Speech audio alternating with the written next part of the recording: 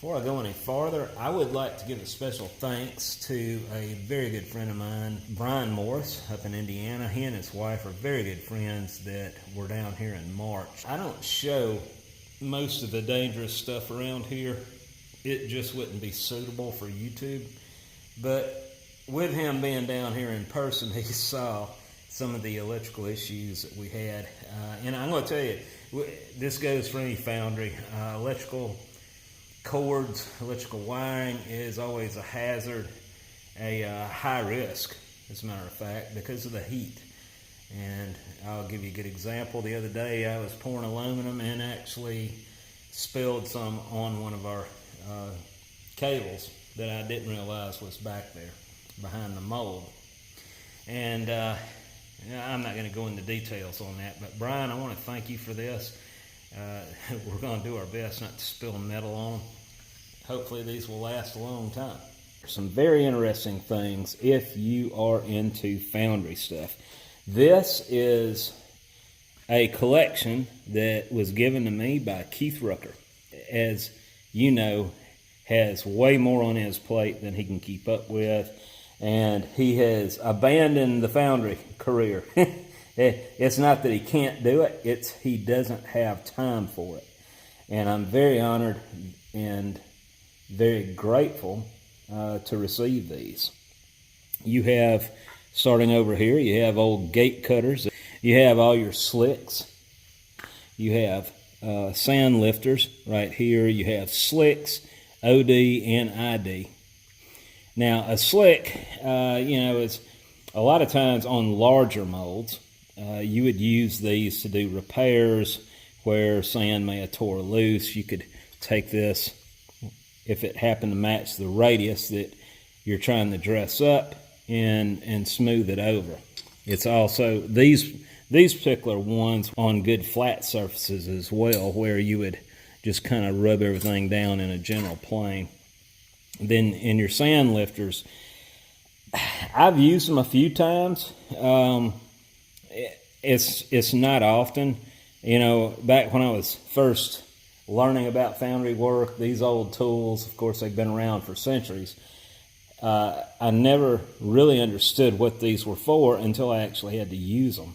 And this is the best definition I can give you from my perspective, is when you're doing molding work in a tight area and you break sand off, especially in a mold that's just really too heavy to throw around and pick up, you can just go down in there and actually lift the sand out. Now that's my interpretation of what a sand lifter is for. I've seen definitions from other people where they say, no, that's for pulling patterns. I don't think so. They call them a lifter, and I believe it's to pull out excess sand that may have wound up down in the cavity, and you don't want to disturb anything else. And like I said, I've caught myself making things that look just like that, just for that purpose, just to clean out the mold without disturbing the rest of it. Now, and then you get on to your slicks, your spades, your spoons, and this one is wood. Now, I actually believe this is a pattern. I don't have anything that was cast off of this, but as I said, it is wood, and it's been repaired. I don't know if Keith did that. That actually looks like something I would have done, but I'm very honored to have this. Now, this is not all that I received. Keith supplied all these in a beautiful dovetailed tool carrying box, and he put a lot of work into that box. I don't know how long ago that was he made this, but anyway, we're keeping all these tools in there. And now I got to admit, Josie has already claimed some of these. I actually borrowed two of them, and I got to make sure I remember which two I grabbed. I know she's using this one and this one. This is a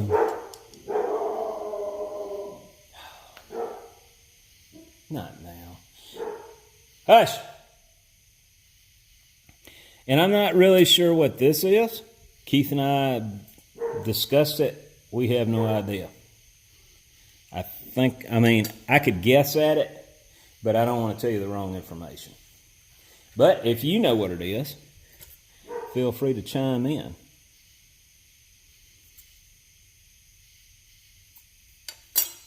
There's one more thing I want to show you out of this collection, and it's this baby. This is a floor rammer. It's still got the company name on it. I don't have my readers on, or I'd read it to you.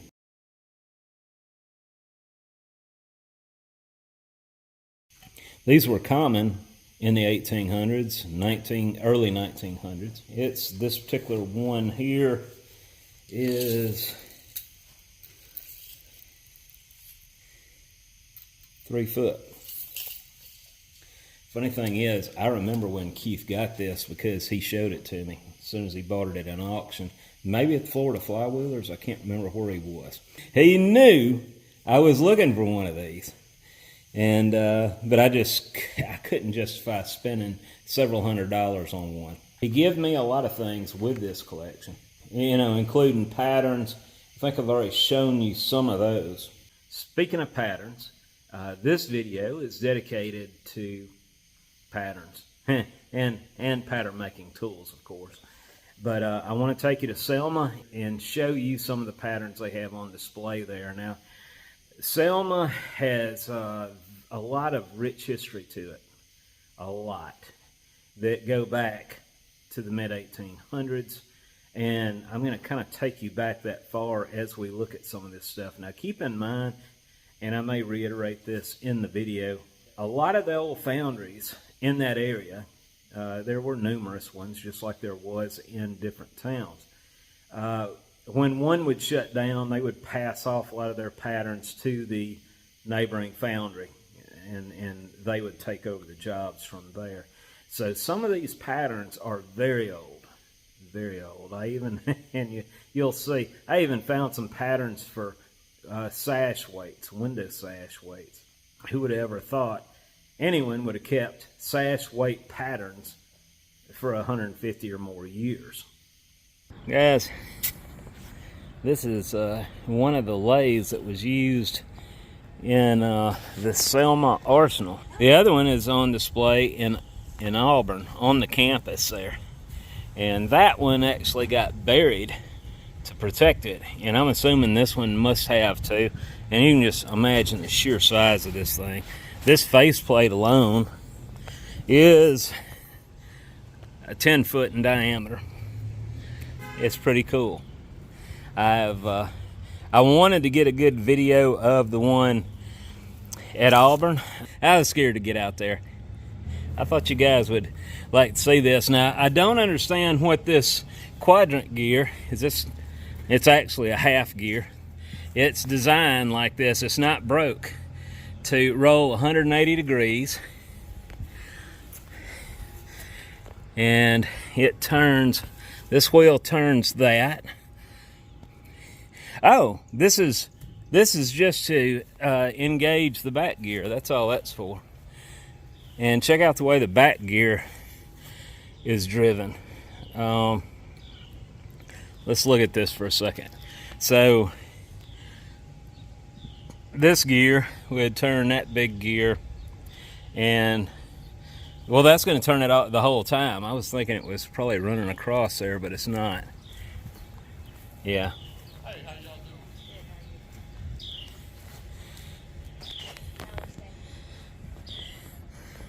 doing? And that's how you feed it.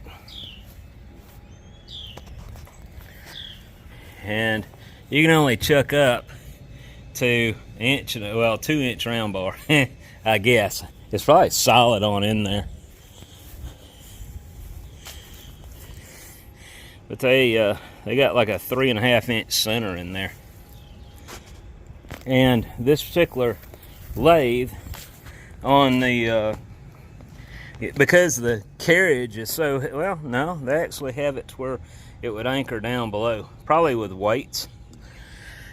And the tailstock just ratchets in and catches these cogs. It's made by J.J. McCabe out of New York. Union Works, Seth Wilmarth, Boston.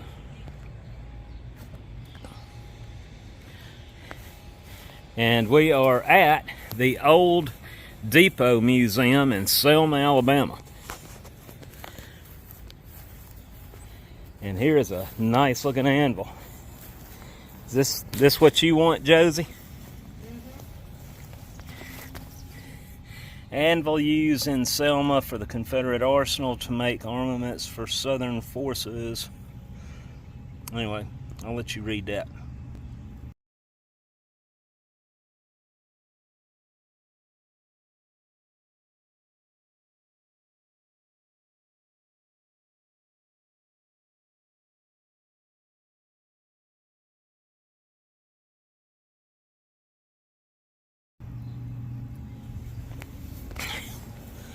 And they're going to let Dollar come in.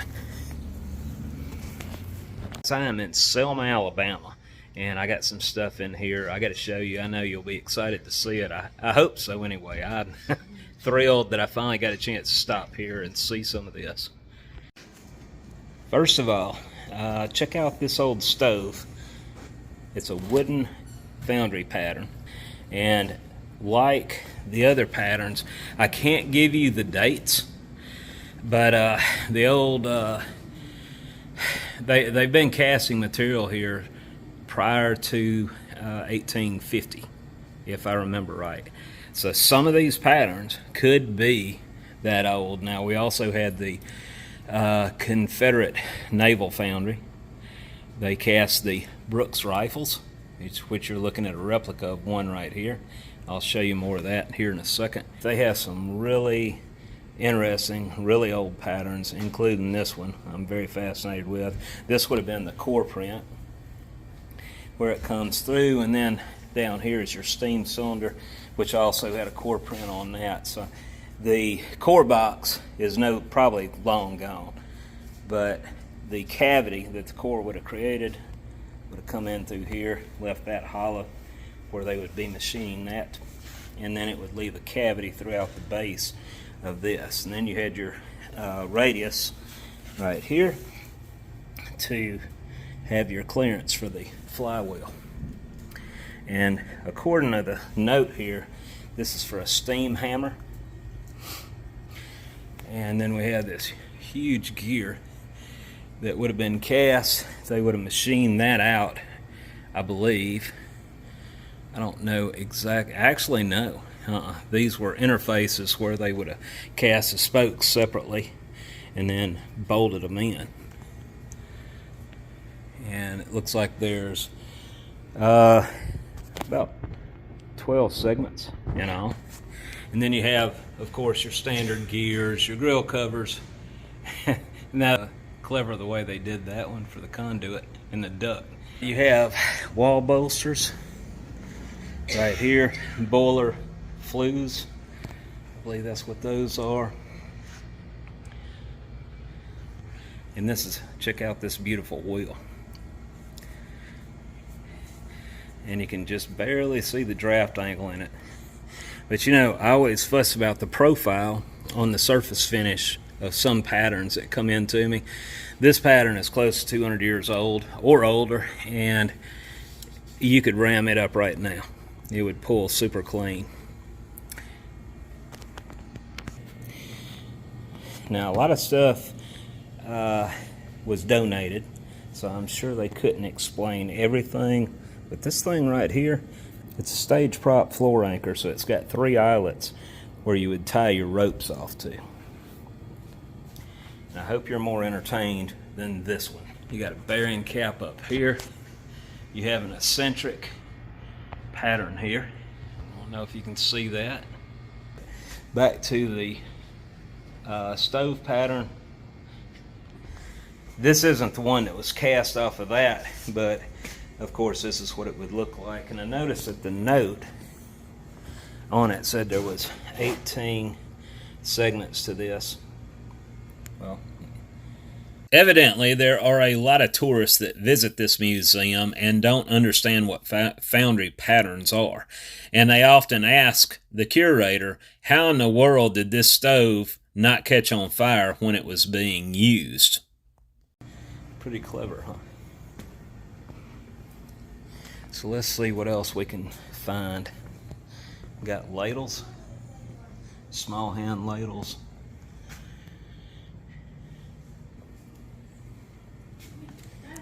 This is Hello. So this is Beth, right? Yeah, Beth's fine. And she has been a lot of help. I was asking about the lathe outside because we just came through Auburn. I wanted to look at that lathe they had that was also from here. And when you read up on that lathe, it was supposedly made here. So I'm assuming the one I just showed you outside of this museum was the pattern they used to make the other one. That's slightly older than the camera I'm using here, guys.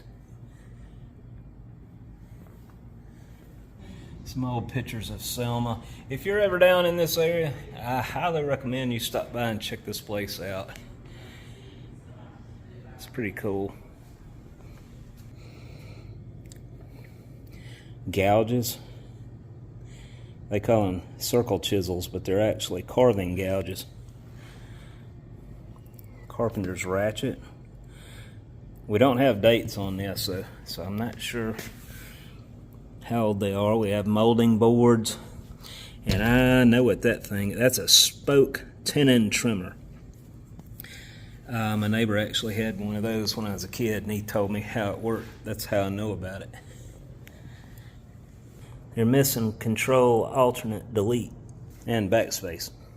That looks like lead. The National Bank of Selma, 1871. It's pretty neat. And we call them a transit where I'm at, but it's a theodolite, I believe is the correct terminology. And I know you guys have seen buggies, so I won't bore you with that. So let's look and see what else we can find.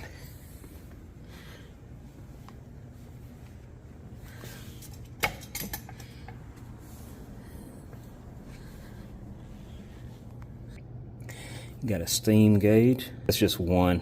That's a reflection you're seeing through the mirror. Steam whistle. Steam whistle came off a train that ran from Birmingham to Selma. Of course, that's the telegraph. And I'm not sure what this thing is. It's got a cord on it.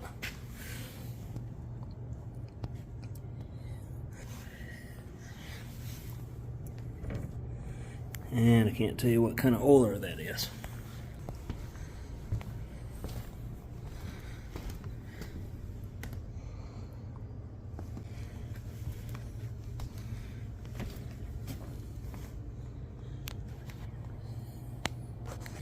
A wooden brick from the old river bridge came from the section that was turned to permit the passage of steamboats.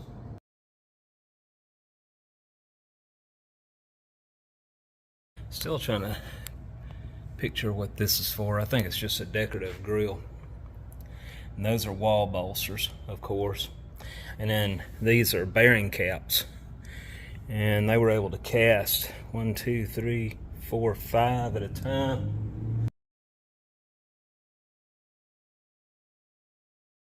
The Selma Foundry made the Brooks rifle, and I don't remember how many of these still exist. They made a recent discovery. They pulled a half dozen of these guns up about 5 or 6 years ago. But check out the size of this thing. I don't see anything that tells the weight. This is a replica, and but it's hard to wrap your head around that much iron being poured out here in this area at that time. Selma was a booming little town. Now the building we're in, they call it the Old Depot Museum, and they have a little bit of everything. We have some old Indian artifacts. We have a dog and a crippled woman right there. This teller's desk, I guess. This must come out of their bank. Now, Beth, the curator, she said that she believes it was something to do with leather work. I never seen anything like it. It's tenon, mortise, and it's got a dovetail right here. And a working block, so you could straddle that and work on it.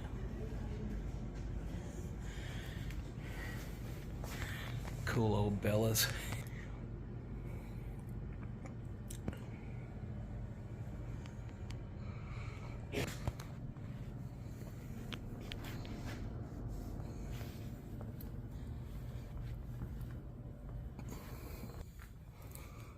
Oh, I found Josie some crutches. Me and my buddy used to relic hunt, and man, we used to find these mini balls all the time. They were always white and chalky. Some of these don't have that on them. I don't know if they wire brushed them or what, but you see a few of the white ones, that's their natural discoloration.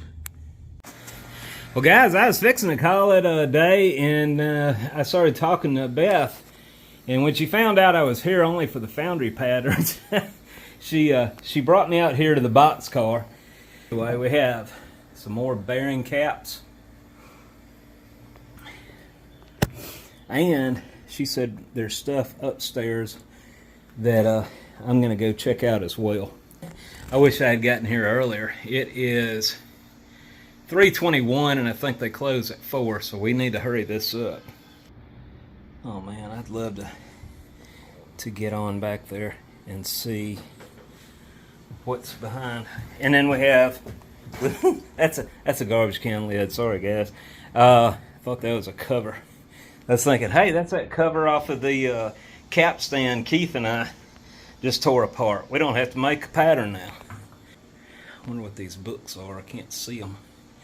I don't have my readers on. Another cool oiler, more patterns. Step pulley pattern.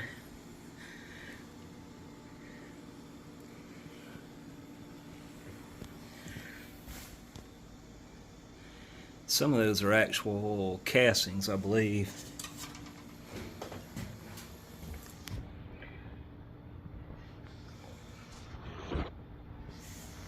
Tongs.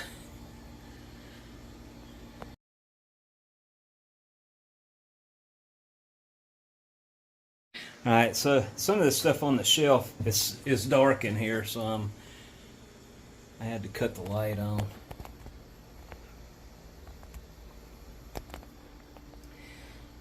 I think those are stove doors.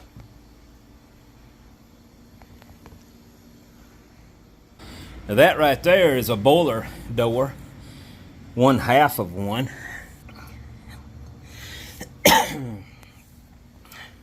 Spokes for another wheel. So I told Beth if they ever have a reasonably sized pattern they want me to pour one of, we can do that and send it back to them where they can show people that, all right, this is what the pattern looked like. Got a post vise. All right, I'm in the upstairs part of the museum now, and you have some scorps, more tongs, another sieve,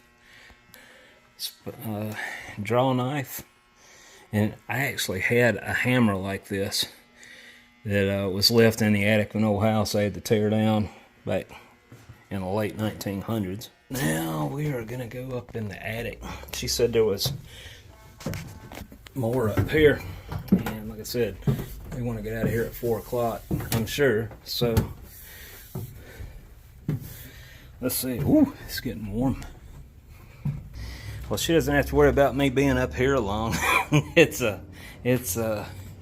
pretty warm. But I see the patterns.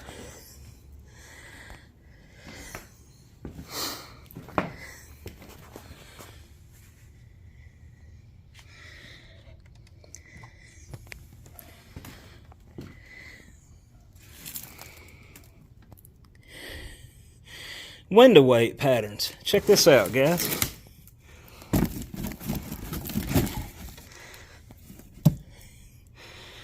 Now that is cool. So, bet you've never seen a window weight pattern. I haven't. This is the first time for me. I think that's going to be a core box, I think. Wow. Window weight patterns. Let's see what else we got here.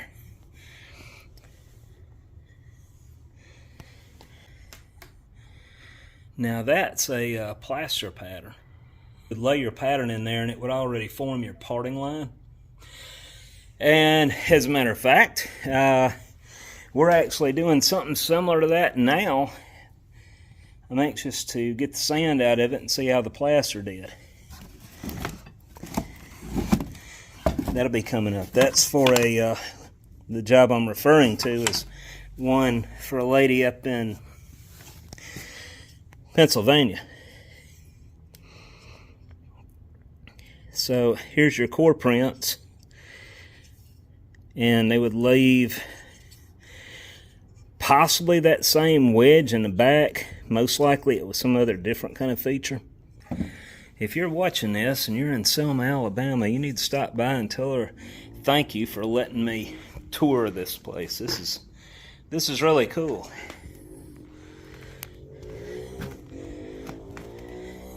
It's another window weight pattern. That who would have thought? Can we see the old lathe down there? Yep. Let's see what else we can find before we get out of here. We have a lot of miscellaneous patterns here. That looks like, no, that is one segment. This is one segment of a pattern. And it may have came apart in segments in order to get everything out of there.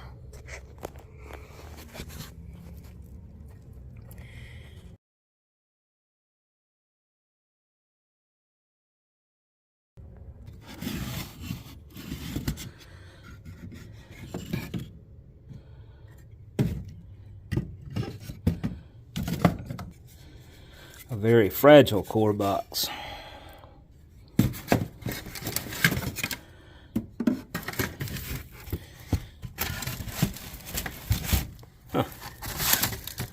This looks like an inverted section to that piece.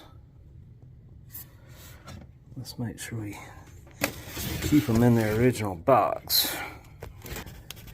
That's a core box. You would form a core that looks like that in that one. Same with this one. Chances are these two go together. Let's do that. Yep. And you would have a sand core to come out of the block looking just like this. Couldn't tell you what it is, but it's also for the S.M.&M Railroad. Since we were able to find out that it goes together, we will leave that together. Now there was some other stuff in this box. Oh man, there's all kinds of stuff.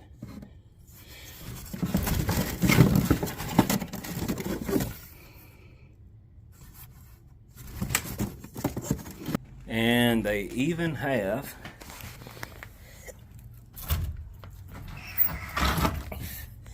a fluted 1/2 segment of a column. Look at this. Union Ironworks.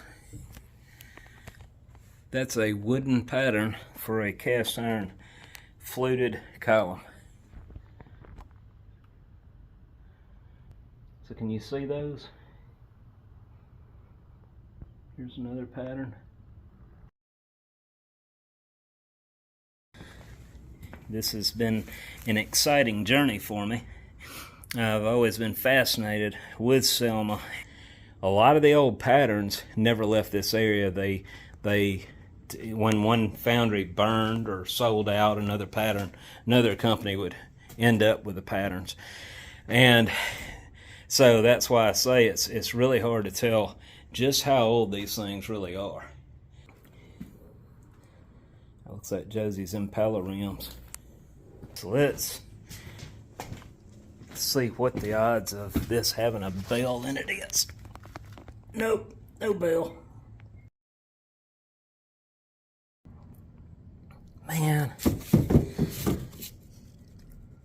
this is the way it always works out. Right when I find out, when I only have minutes to go, that's when I find all the cool stuff. Crap. Guys, as we're leaving the museum, I drove up on this building, and guess what? It has, on the facade here, it has the cast iron fluted columns off of that pattern we were just looking at. I found another building with some of those patterns. This one has the flat fluted patterns, and you can't see them that well. You can get a little better view of this one here. But anyway, as I said, we got lucky and we actually saw the original patterns that were used to make these castings on the facades of some of these buildings around here. To go along with what I was showing you in the beginning of the video on the stuff Keith provided, he also donated this furnace to Windy Hill Foundry. And if you want to see the construction of this, if you want to see how he built it, you can go to his channel and click right here.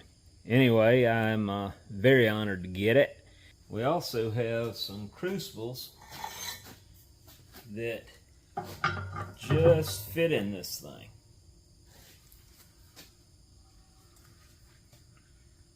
That's about a 600, 700 pound capacity crucible that you're looking at down in there. So what I told Keith was I'd like to do a little retrofit where we actually have a cylinder that comes up through the bottom to help lift the crucible up, where we can grab it with the tongs, because there's just no room in there at this point. Now, we're not going to do iron in this furnace. We're going to keep it on low temp melts like bronze and aluminum. I want to preserve this one. I don't want to be abusing it, but it should last a very long time on non-ferrous material. At the time of this video, we have had a lot of things go wrong, and I'll share that with you next week. But anyway, y'all have a good weekend, and I will talk to you later.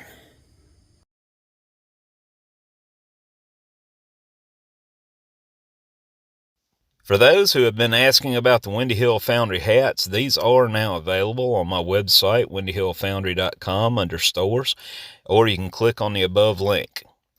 These are on the pricey side, but keep in mind the shipping is included. Have a good day.